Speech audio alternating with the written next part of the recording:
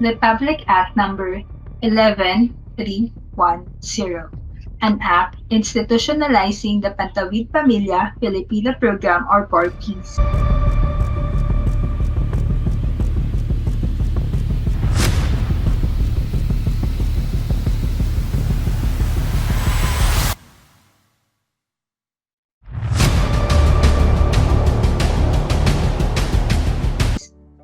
Poverty is still a major problem in our country. Children who inherit their parents' problems are powerless to change them. How should we prepare the way? The Pandawid Pamilya Filipino program was pilot tested in 2007. It is an intervention that aims to help disadvantaged families break free from the cycle. Our social protection relies on it, and each government is expected to carry it forward to the next. The Republic Act Number 11310 was signed into law in 2019. The Pantawid Pamilya Pilipino program becomes the National Poverty Reduction Policy. We refer to it as the Human Capital Investment Program. The government gives disadvantaged families cash handouts to improve their health, nutrition, and education. Let's look on how it works. To ensure that assistance reaches those in need, the PORPIS uses a standardized targeting approach that automatically takes into account the farmers, fishermen, the homeless, the indigenous people, and those living in physically remote or otherwise disadvantaged communities. To be eligible for the financial grants, people in poor and near poor household must be first, 0 to 18 years old, second, is pregnant at the time of registration, and third, is willing to comply with the conditions. So what amount does each home receive? The children in each household are covered by an educational grant, with every monitored children in elementary school receiving 300 pesos per month, junior high at 500 pesos per month, and a senior high before institutionalization to 700 pesos per month. A health grant ranging from 500 pesos to 750 pesos per month. Additional benefits are granted to beneficiaries in accordance with other laws, including a rice subsidy of 600 pesos per month under the General Appropriation Act, and all beneficiaries are now automatically insured by PhilHealth, and they also have the priority in accessing the modalities and intervention under the DSW Sustainable Livelihood Program or equivalent programs. These grants are offered for up to 7 years. So during this time, the PORPIS Act takes a case management approach with the local or municipal partners working directly with the families to improve their well-being.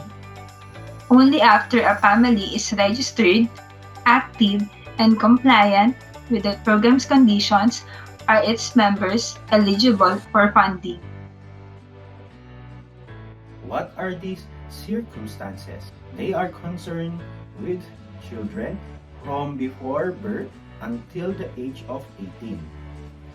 Children from the age of 3 to 18 must enroll in school and maintain a monthly attendance rate of at least 85%. Children up to the age of 5 must get regular vaccinations and health checkups. Parents or guardians must ensure the children up to the age of 14 are dewormed twice a year. And they must also ensure that at least one responsible member of each household attends family development courses. We will warn homes that fail to meet the conditions. Non-compliance, after several warnings, will result in the termination of the awards and removal from the program. How do household beneficiaries obtain the grants to provide people with direct and secure access to cash. The DSWD collaborates with accredited government depository banks or hires the services of rural banks, thrift banks, cooperative banks, and money remittance institutions accredited by the Bangko Sentral ng Pilipinas. How can the implementation of the 4 Ps Act ensure that the grants continue to possibility impact the health, nutrition, and education of the beneficiary? How should we implement 4 Ps Act? Every 3 years, the Philippines Institution for Development studies, assesses the accuracy of the beneficiary list and monitors the program's success. Furthermore, 3 important mechanisms monitor the execution of the 4 Ps. First, the Beneficiary Update System or BUS validates and tracks the status of all household beneficiaries. It monitors and modifies the amount of financial grants that each home will be get.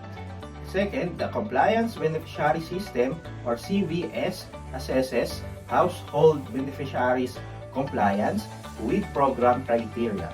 Third, the Grievance Redress System or GRS manage and resolve grievance efficiency. The National and Regional Advisory Committees recommend measures and policies as well as secure the financial required to guarantee that the 4 Ps promises are met responsibly. Delegates from many national and regional entities make up the NAC-approved non-government organizations that provide social welfare services also have representatives. Finally, the 4 Ps Oversight Committees establishes the framework for analyzing the Act implementation, finding underlying flaws in the law, and recommending corrective legislation or executive actions. While the DSWD takes the lead, 4 Ps is a national government program, and success reflects a whole of government approach with each of us responsible for every step regardless of intervention.